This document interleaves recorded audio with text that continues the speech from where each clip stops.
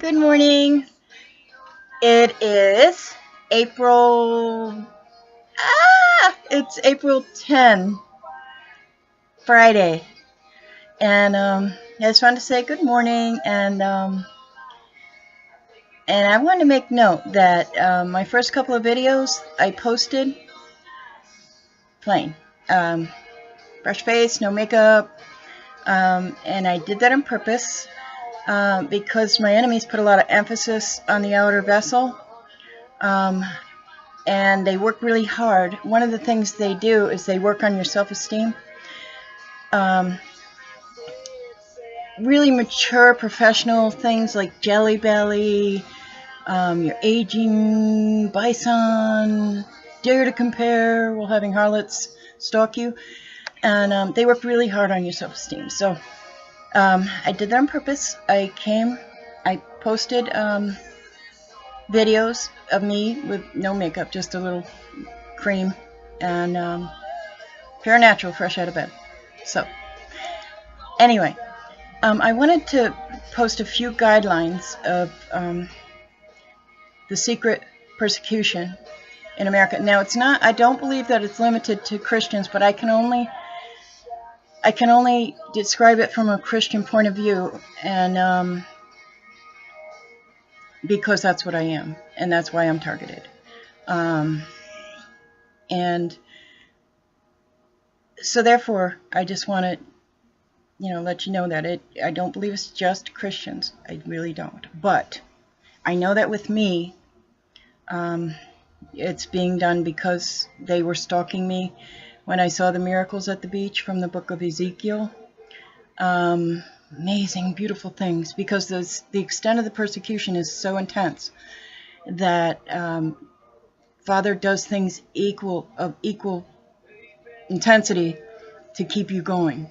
And I mean, the things I saw, it's all going to come out at the end, but they were enough to take my breath away, literally, and they did, and to cause uncontrollable crying as I realized that I had just seen a miracle from the Bible, from the book of Ezekiel. So anyway, that being said, the enemies, when they target an American, they look for people who have already been beat down by life and just really need to be loved up. And in my case, Satan tried to kill me before I was even born.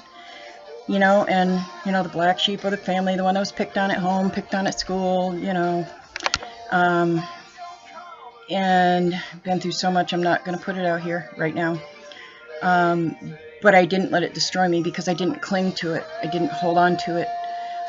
When Satan gives me a gift, which any bad thing that happens to you is a gift from Satan. That's how I look at it. And when he gives me a gift, I don't keep it. I give it to God, and I let him help me work through it and heal me. And so, when the devil gets frustrated to the point where he's like, okay, just one person doing this to you or one little group of people, so I need to call out all the help I can get. So he calls on the people who are able to mislead, misguide. They have the modern technology and the skills to make things appear as though that are not.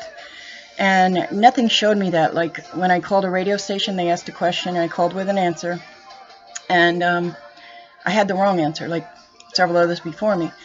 And the radio announcer said, "Repeat after me," and I repeated after him, and that's what they put on the radio. They didn't put my wrong answer. They said, "You hit the nail right on the head, da-da-da." And they only posted when I first answered the phone, when they first answered the phone, and the edited part. So that's what people who have modern technology do. So, and they can, God told me at the beginning they were editing and superimposing. That's for, just in case you don't know what that is, because I had to look it up. That's where you take one picture and another that are separate, and you kind of put them together, make them look like they're together. Anyway, Hollywood, Anyway, so they begin by alienating you from everybody with a horror story and by demonizing you. And they choose something. They know what your weakness is, what you just can't tolerate, and they create a situation to get you involved.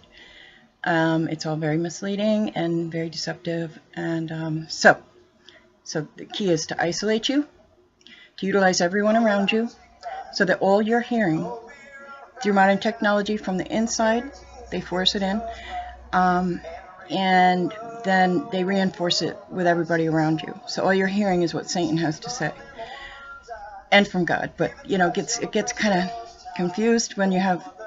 Anyway, so what I did through most of it was I learned to compare what I heard with Scripture. And through most of it, God did 3 different things. He would say it, he would speak it, he would show it quite often. I've seen scriptures in the heavens, in the form of clouds, and he would usually he used a 3-part, the same way that he forewarned me of this in 3 different books of the Bible. But as long as he speaks it, and then you read it in the Word, it's backed by God.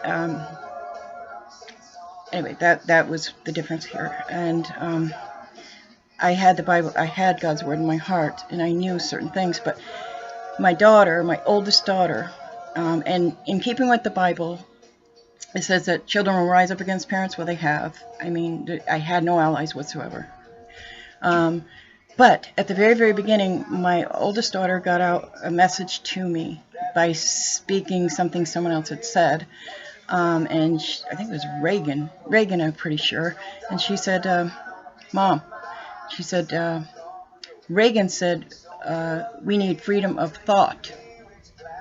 And I didn't pick it up right away, and so she repeated it again more sternly. And then I got it. It clicked. Boom. Where this was coming from. It was being done through modern technology by man. So, anyways, that's hideous, heinous. They try to frame your mind to convince you that you are what you're not and did what you didn't. But like I said, I was fully prepared by God, and he took me through a walk. He took me for a walk through yesterday, before on the way leading up to this assignment, as he cleaned me out. So it was a series of things. There was the premonition, and then there was the series of scriptures in 3 parts of the Bible, the forewarning, and then there was the cleaning out, and then there was while training, while speaking to me, things like you were born alone, you die alone. Everything in between is a gift for God for His purpose, which I added for His purpose, but for what He had originally said was for a limited period. Born alone, die alone. Everything in between is a gift for God for a allotted period of time. And then I realize for His purpose. So then he asked me if I could choose love or money, what would I choose? And repeatedly, and I continually chose love, because love without money is a great thing. And I know, I've been down that road. And my husband and I, we didn't have any money, really, and we were very happy. And I would choose love over money any day of the week. But I didn't realize then that the reason he was asking me that is when you endure this kind of persecution, which is so hideous, since they work from the inside out, you have to have a genuine love for all people and a willingness to endure for their sakes, so the truth can be known, and so it won't happen to them, or if it does, they'll know what's going on. And so, yeah, and that's what kept me going. That's what kept me going, thinking about people that didn't survive and what it did to them. Drove them crazy, led them to suicide because they felt it was the only way out. Confessed to things they didn't do. who knows, you know? Who knows? We're murdered. So thinking about those people kept me going. Really did. That, and I told you about the chemically induced cancer in '05, and I had a colostomy bag, so I had to have a second surgery. And in between the two surgeries, the one that saved my life and the one that put me back together, I bought some nature music. It was like waterfalls and birds, and I would lay and I would close my eyes and I would see my soul coming out of my body. I was planning, and I went to the cancer center and I bought a book on death and dying, and so then they reminded me that was what they wanted, and so boom, just like that, I changed my mind. I'm staying here. I'm going to finish this up, and then I got it was supposed to be 2 months that I had the colostomy bag, and it ended up being 3 because God waited for me to change my mind. And so I chose to stay here for the good of others and endure it. I'm like, you know, I've come this far. I've been through this much, you know.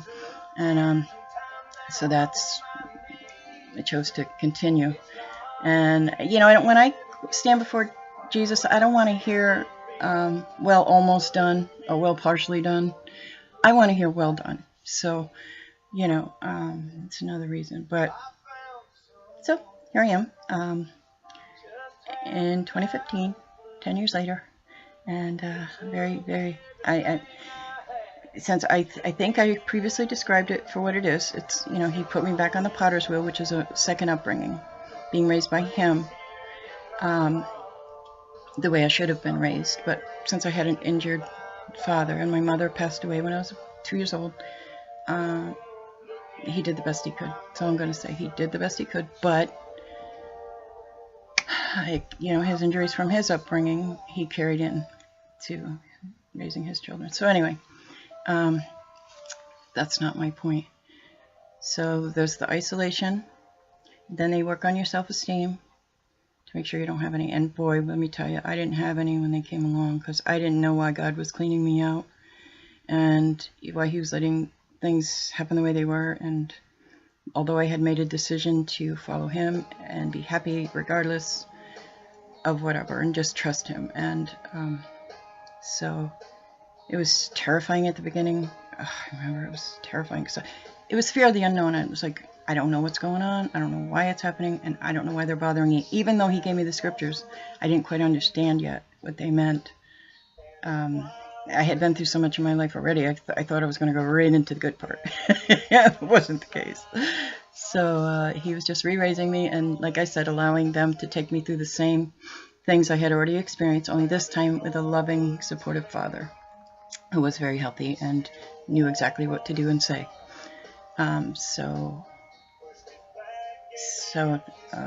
Okay, so then there's a self-esteem issue, which I continually work on, continually. One of their favorite things lately is to call me manly. Yes, I'm very masculine. Never have been, never will be. But I am feminine with leadership qualities in God's kingdom. Leadership in God's kingdom and leadership in Satan's kingdom are extremely different, okay? So, yeah, so that's where they're working on right now. That and the Jelly Belly, but I'm on a diet, and so, you know, their allies start feeding me, trying to feed me sugar, which I lately have been giving away.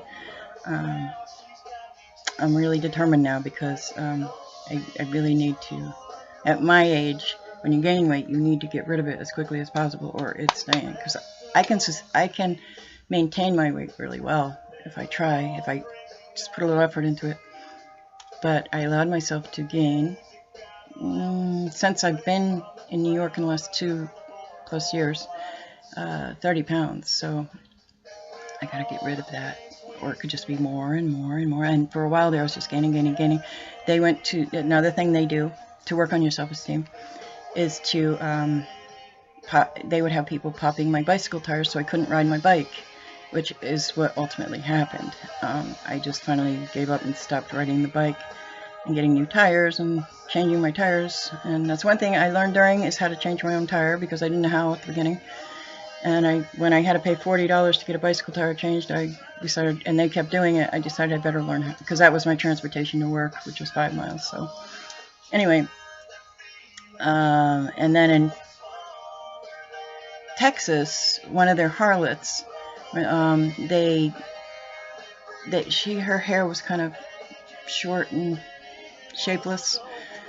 So what they did is they had a salon on site, and they had her hair, gave her a cut that thickened her hair and gave it a little shape, while they had, at the time I had golden blonde hair, because I had went blonde when I wasn't working, so that when the grays came in, they would blend in with the blonde. And so it was golden blonde at the time. And my hair was short, so I had my natural curls just sprang out, and because of the humidity too. So I had really pretty hair, and short curly golden blonde hair. And so when I went to the salon, for a trim, what they did was they had her butcher me, and she really messed up my hair bad. And while improving the harlot's hair, they had mine messed up, because they were doing a dare to compare at the time. They were comparing their harlots to me constantly, and constantly working on that self-esteem. So my hair did look pretty bad. While I was there, they also had someone go into my locker and get my face cream and put a age accelerator or something in there. That's what I was told, but whatever they put in my face cream, it aged my skin. I looked like at least 10 years older than I do right now, although I was younger then, of course. So they tried, and that was the second attempt. The first attempt was in Florida, when I ordered some creams through the mail, and the person on the other end of the line said, "There's more than one way to skin a cat," and I had facial burns from the product I was using, and it made my skin look really bad. So not dastardly, but really bad. And so that was the 2 attempts on my face, and also twice, once in Florida, once in Texas. They had a woman give me a pair of white sandals that I was looking for, and it had a substance on it that caused pain in my foot. And that one didn't turn out as bad as the one in Texas. The one in Texas, similar situation, but this time I had a limp, and I actually went to the hospital and had an x-ray, and the doctor saw something in the bone marrow of my foot. So I was limping for quite a while, and then I got a job at a hotel, and I had applied for front desk because I had experience with it, but they hadn't put me in the laundry, where I'm lifting heavy stuff while I can barely walk. So I would stand on ice back and fold laundry. With God's help, you can get through anything and everything. Trust me. The afflictions they did afflict on me were temporary. Everything Satan does is temporary. What God does is eternal and will last forever. So, yeah. And I had experience. In order to explain and describe what they do, I have to actually experience some of it. And I did. And so it's isolation, takes self-esteem. They don't let you have any normal relationships. Everybody you talk to, they create a need, and then they fulfill that need using their allies, who appear to be doing something good, but they're doing it for a bad purpose. So when God looks on the heart, he just sees that they're doing a bad thing.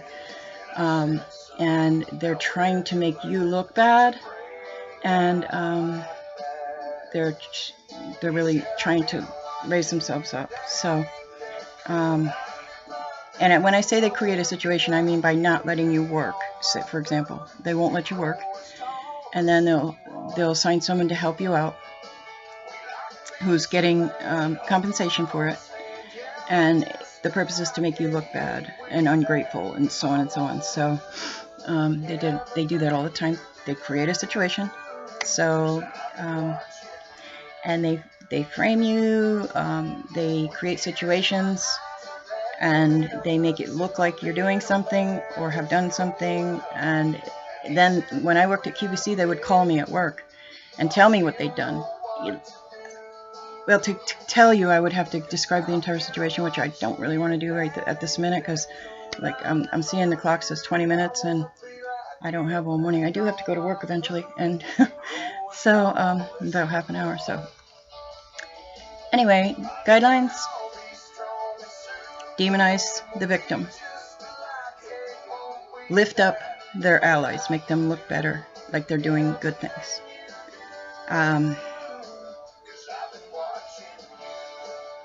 What did I say? And work on the self-esteem. Do whatever you can to destroy the person's self-esteem, their appearance, whatever. There was a lot of stalking. There was a lot of harassment, ongoing harassment. They like fear. When God took my fear, they would call me at work and they would make a threat or an accusation. And you know, I don't know if you've ever experienced that moment of fear that shoots through you.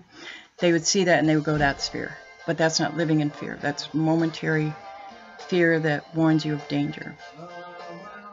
So I used to live in fear. So God took care of that before He let him really get started too. So He would go, "Are you living?" He would go, "Are you operating in fear?" And I would say, "Yes." And He would go, "Face your fears." And then I would go forward, whatever it was. So He prepared me fully. But a couple things to look for: isolation. Suddenly everybody's against you. Strange thinking that is not godly. And at the time when this started, I was listening to only Christian music. I was listening to certain preachers, and that's all I was taking into my system, was that which was of God when this first started. So I had just come to that place, I think. So anyway, just a few little tidbits, and yeah, so do look for that. Those are like so important. The isolation and working on the self-esteem, because their objective is to finish you off of what's already been done to you all your life. If you're strong enough and you survived without becoming mean or evil to others or wanting to harm anyone else, Satan really cannot stand that. So, because it shows strength and courage. So, that I never knew I had. So, anyway, have a blessed and beautiful Friday and a great weekend. And I'm going to shut it down now because I have to finish getting ready to go to work. Bye-bye.